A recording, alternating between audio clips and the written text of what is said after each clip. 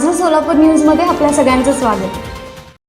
कलबुर्गी कोल्हापूर या एक्सप्रेसमधून प्रवास करणाऱ्या कोल्हापूरच्या एका व्यापाऱ्याचे सुमारे 8,31,000ची दागिने व रोख रक्कम 3.5 लाख असा एकूण 11,81,000 रुपयांचा ऐवज असलेली बॅग चोरट्यांनी लंबवली। मात्र लोहमार्ग पोलिसांच्या सतर्कतेमुळे 3,50,000 रुपये रोकड पुन्हा मिळाली। फिर्यादी सोने व्यापारी भारत रामचंद्र हसूरकर राहणार कोल्हापूर हे सोन्याचे दागिने तयार करून गावोगावी विकण्याचे काम करतात। 19 फेब्रुवारी रोजी ते कलबुर्गी येथे गेले होते।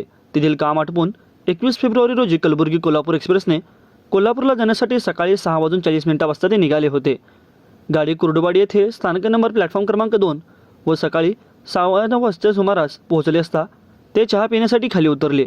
त्यांनी खिडकीतून पाहिल्यावर सीटवर ठेवलेली बॅग दिसलीच नाही।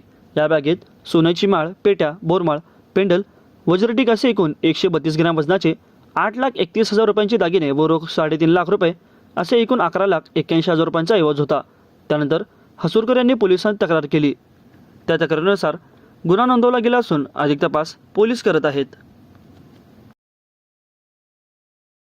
माझं सोलापूर न्यूज या यूट्यूब चॅनलला सबस्क्राईब करा आणि बेल आयकॉन प्रेस करायला विसरू नका।